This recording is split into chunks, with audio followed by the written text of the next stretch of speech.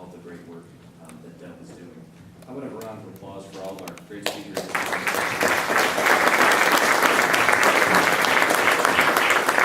We're a little over schedule, but we do have time for a couple of questions if folks want to take advantage of the brain power in the room. If you would just identify yourself and the person you'd like to pose the question to. Yes, in the back.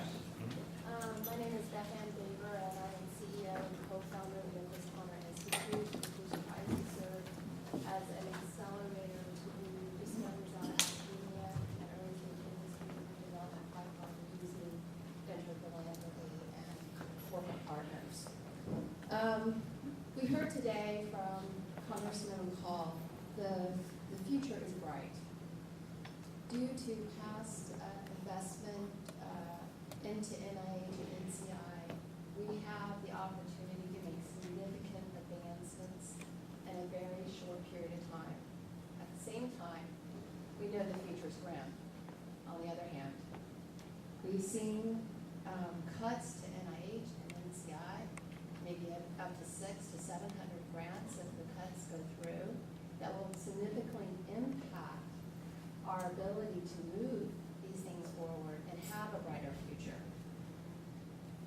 The other thing we need to consider, that we have talked about it today, and showed that we are forming these partnerships with corporations like Hyundai, like Dell.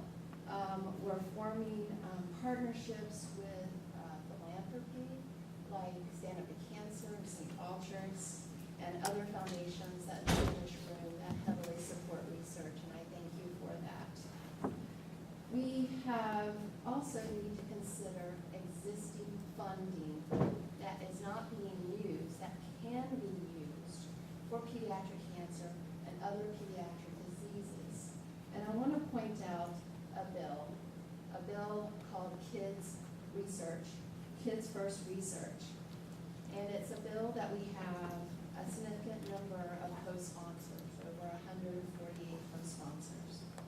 And this bill would maybe provide up to $130 million to pediatric research. It's not specifically for childhood cancer, it's for all pediatric research. However, with childhood cancer being the leading cause of death by disease, we stand of gaining a significant slice of that $130 million. So my question actually poses to our co-chairs. Now that we know that this bill has the possibility of bringing some potential funding to the childhood cancer community, can we get the Childhood Cancer Caucus members behind it and try to move it forward?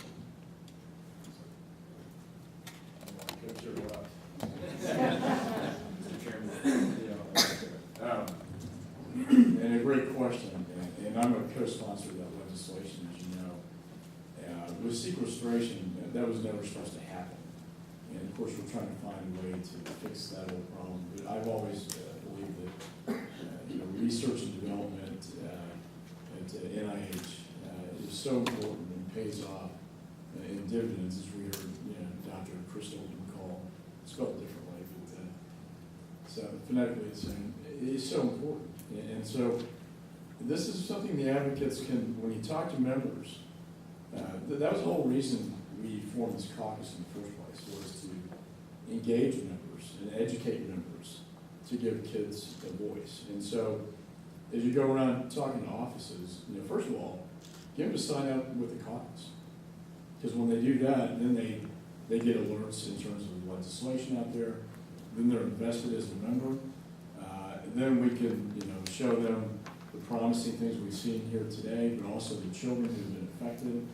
There's no better advocate than a child who's been affected with cancer. Like we saw in Brianna, and like we see here today, so many examples of that. And so, it's hard for a member to say no. And this is a tough budgetary time. It's very hard for members to say no when they have a child in their office who has been impacted by cancer. And they see how important this is. And the lifespan. There are all sorts of cancers, but childhood in terms of the investment of the lifespan, it's so much longer and so much, so important. So I would just say, to answer your question, we want to move all the bills that we discussed today. We were extremely gratified that Creative Hope Act got passed. Not easy to get a law or bill passed by the House, Senate, and signed by the President, particularly in this environment that we're in right now. But I can't think of any greater cause that has more momentum and more chance for success than this one. And so I want to give hope to the advocates to get out there and talk to the members, like the Culvers. Tell me, he won't leave your office till he said yes. So that's how he got me. That's how he got me. Well, that's how you get the members. And perhaps, we can coordinate also in terms of the member visits on legislation like this one that's so important. And with advocates, but particularly the advocates being the children to visit. Rihanna, as I mentioned, what a phenomenal.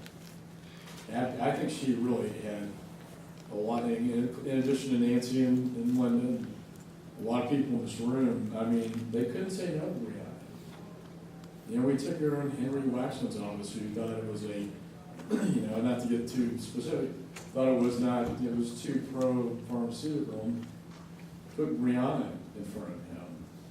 Or, Fred Upton, who was Fred Upton, the chairman, we put Rihanna in front of him and said, how can you not support this legislation? And so it works on both sides of the aisle. So, again, I guess that's an excellent question, because it really goes to the heart of why we even started this thing in the first place, to give the kids a voice, the children with cancer a voice. And through your efforts, we can make a difference when we get these bills passed. I think the Creative Hope Act is a great example of that. And so I, again, encourage you, when you do visit offices, to get them to become a member of the caucus. Quite honestly, a member, it's advantageous for them, because they can go back home and say, maybe it softens their image a little bit. I'm a member of the children's, childhood cancer caucus. But then you get that hook, and when we can bring them in, educate them on the issues, and persuade them. And the advocates, I can persuade in my own right, and do some arm twisting, maybe as chairman of Homeland Security as well. But the advocates and the children are the best persuaders out there. So, thanks for that question.